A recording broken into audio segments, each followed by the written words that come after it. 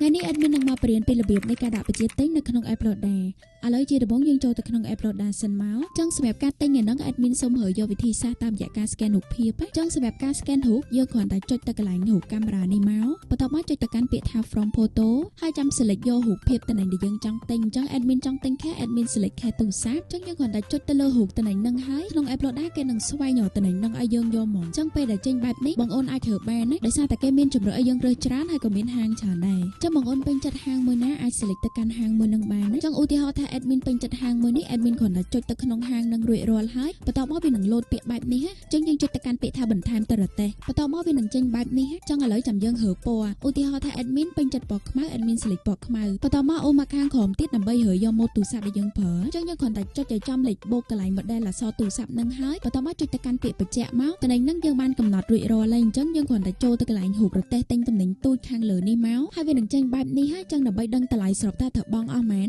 បងអូនគ្រាន់តែ select កន្លោនទូចនេះមកបន្ទាប់មកចុចទៅកាន់ពាក្យថាដាក់ស្នើសម្រាប់អ្នកដែលមាន account ថ្មីគឺអត់ទាន់ចេញបែបហ្នឹងទេវានឹងឲ្យយើងបំពេញអាសយដ្ឋានសិនណាចឹងរបៀបការបំពេញអាចធ្វើតាមរូបដែល admin ដាក់នឹងបានណាចុចទៅកាន់ពាក្យបន្ថែមអាសយដ្ឋានហើយបំពេញតាមលំនាំហ្នឹងមកណាបន្ទាប់ពីបំពេញហើយចាំចុចពាក្យដាក់ស្នើការបញ្ជាទិញហើយកន្លែងហ្នឹងបើសិនជាយើងអត់ទាន់ចង់បញ្ចូលទុកប្រាក់ភ្លាមយើងចង់ដឹងតម្លៃស្របទៅបង់អស់មែនចុចទៅកាន់ពាក្យថាបោះបង់នេះមកចឹងយើងអាចមើលដឹងតម្លៃហើយតម្លៃស្របដែលយើងត្រូវបង់គឺ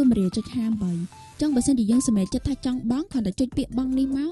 បន្ទាប់មកយើងចុចទៅកាន់ពាក្យថាបញ្ចូលទឹកប្រាក់ភ្លាមដើម្បីបញ្ចូលលុយទៅកាបូបលុយ Loader សិនណាចឹងសម្រាប់អ្នកដែលចង់បញ្ចូលក្រុម$10ចាំចុចទៅកន្លែងចំនួនទឹកប្រាក់ផ្ទាល់ខ្លួននេះហើយបន្ទាប់មកចាំវាយចំនួនទឹកប្រាក់ដែលយើងចង់បញ្ចូលឧទាហរណ៍ថាចង់បញ្ចូល1រៀលវាយតែលេខ1នេះមកហើយចុចទៅកាន់ពាក្យថាបញ្ចូលទឹកប្រាក់សម្រាប់អ្នកដែលប្រើ ABA select ទៅកាន់ពាក្យ ABA KXQR បន្ទាប់មកចុចទៅកាន់ពាក្យបញ្ជាក់ពេលហ្នឹងវានឹងលោតចូលទៅក្នុង app ABA យើងអូតូចាំមកដល់កន្លែងហ្នឹងគ្រាន់ចុចពាក្យបង់ឥឡូវហើយចាំយើងវាយលេខកូដ ABA របស់យើងមកហើយបន្ទាប់ពីវាយហើយទឹកប្រាក់ហ្នឹងវានឹងលោតចូលទៅក្នុងកាបូបលុយ Loader ស្វ័យប្រវត្តិយកមកចឹងបន្ទាប់មកពេលយើងចុច back ទៅវិញនេះវានឹងលោតចូលមកដល់កន្លែងដែលយើងស្នើមុនហ្នឹងចឹងឥឡូវយើងអាចបង់បានហើយគ្រាន់តែចុចពាក្យថាបង់នេះមកបន្ទាប់មកយើងវាយលេខកូដបង់ប្រាក់ដែលយើងបង្កើតខ្លួនឯងហ្នឹងចឹងពេលដែលវាយលេខកូដហ្នឹងហើយចុចពាក្យបង់ទៅការទិញបានជោគជ័យហើយសម្រាប់ព័ត៌មានបន្ថែមសូមកុំភ្លេចទាក់ទងមកកាន់ page loader.com.kh